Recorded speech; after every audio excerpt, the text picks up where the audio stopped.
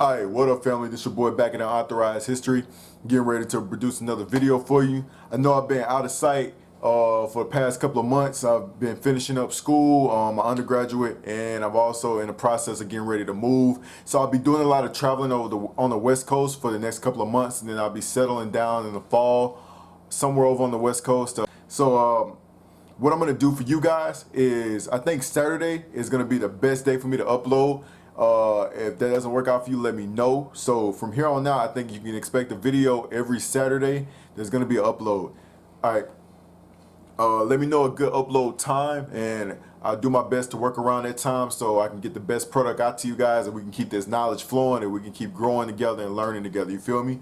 So the video that you're about to watch is actually a re-upload for those of you who actually got a chance to see it.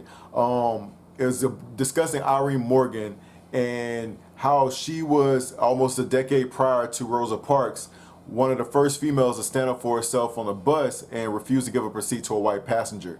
Now, what I found interesting was PBS actually blocked the video in the US. So everybody outside the US could watch the video, but people in the US could not see it. And I thought that was pretty interesting. So I went on ahead and re-edited out the video. Also remastered a couple of areas, fixed up and cleaned up some editing here and there. Let me know what you guys think about it in the comment box below, and please enjoy the video. All right, peace family.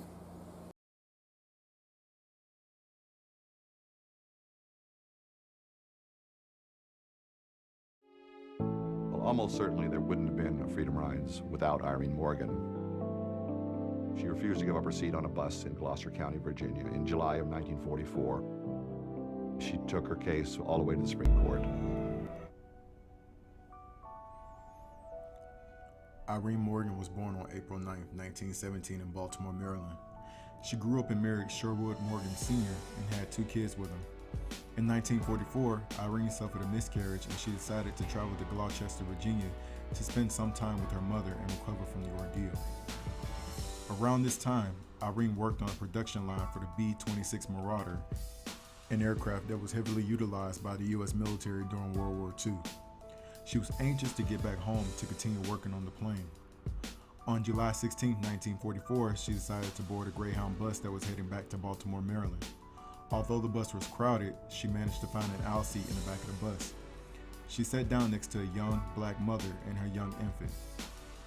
Please keep in mind that the back of the bus was dedicated to colored-only passengers, but if a white person needed to sit down, then the colored people were forced to give up their seats and stand up and move further back to the back of the bus. Now, on this particular day, in July of 1944, a white couple boarded the bus and they had no place to sit.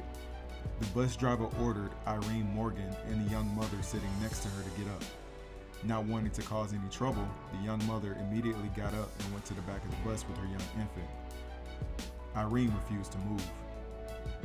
The bus driver pulled into the nearest town and left the bus to go grab a sheriff.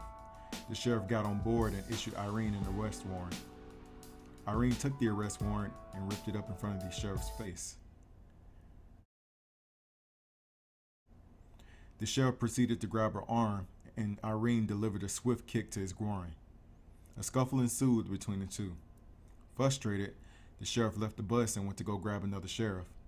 A scuffle once again ensued between Irene and the second sheriff. Did I just hear what I thought I heard? Did y'all just hear that? This lady was kicking and beating on sheriffs in the 1940s. Kicking and beating on sheriffs. That's crazy. All right, let's get back into it. The second sheriff left the bus and contacted a deputy. The deputy arrived and promptly arrested Irene. Irene Morgan was charged with resisting arrest and violating the Jim Crow transit law in the state of Virginia. Irene pleaded guilty to resisting arrest, and she had to pay a $100 fine. However, she refused to plead guilty for violating the Jim Crow transit law. The NAACP filed appeals to the Virginia Supreme Court, where she lost, and the court ruled her in violation of the law. Refusing to give up, Irene enlisted the help of the NAACP once again. In her case, Irene Morgan versus the Commonwealth of Virginia, 328 U.S. 373, was tried in the U.S. Supreme Court in 1946. It is noted that her case was argued by William H. Hastie, who was later appointed as a judge on the U.S. Court of Appeals for the Third Circuit, and Thurgood Marshall, who served as co-counsel and was later appointed as the first African-American U.S. Supreme Court Justice.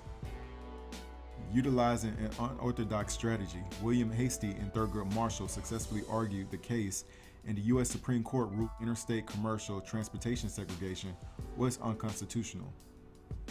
It can be argued that Irene Morgan's victory was the catalyst for many later boycotts and nonviolent acts of resistance conducted by the NAACP and many other organizations. Most notably, her case inspired Black and white activists to begin the journey of reconciliation, a movement which I will cover in a later video. Irene's husband, Sherwood Morgan, died in 1948. Almost a year and a half later, in 1949, Irene Morgan met and married Stanley Kirkcaldy, and she and her children moved with him to Queens, New York, where they opened up a dry cleaning business. In 1985, at the age of 68, Irene received her bachelor's degree from St. John's University. In 1990, she received her master's degree at the age of 72 from Queens College. Irene decided to move to Virginia to live with her daughter as she got older. In 2001, President Bill Clinton awarded Irene the President's Citizens Medal for her refusal to give up her seat on July 16, 1944, and in 2002, she received the NAACP's Oliver W. Hill Freedom Fighter Award. Irene Morgan Kirkcaldy passed away in 2007 from complications stemming from Alzheimer's disease. Irene Morgan Kirkcaldy was a brave woman whose accomplishment deserves to be celebrated. What's up, family? Alright, now as you guys just seen from the video, Irene Morgan was a very brave and determined woman. I call her brave based off the fact that she fought 2 sheriffs and argued with a deputy before getting placed under arrest and being put into a jail. That was unheard of during those times when blacks were being lynched and blacks were being beaten. Now, many people are aware of Rosa Parks and the Montgomery bus boycott, but not many people are aware of Irene Morgan and her own fight for her freedom that occurred almost a decade before, which I find pretty amazing. There were several other women who were notable as such for protesting and refusing to give up their seats to move to another part of the bus to stand. So for her to do all that and stand in the face of adversity and stand strong enough to go to trial and defend her case and actually win in the U.S. Supreme Court, that was truly amazing. Seriously, it was. Thank you all for watching. Hope you enjoyed this video. Don't forget to like, comment, share, and subscribe. And I'll be back with another video, so stay tuned. Alright, peace.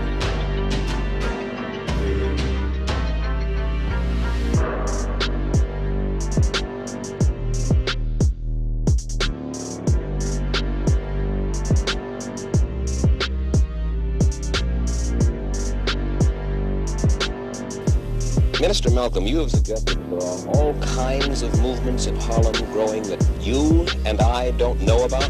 Oh yes, frustration itself has been sufficient, all that was necessary to make. You know what I'm saying? As an artist, I feel the same type of responsibility. So it's not activism, it's really just life.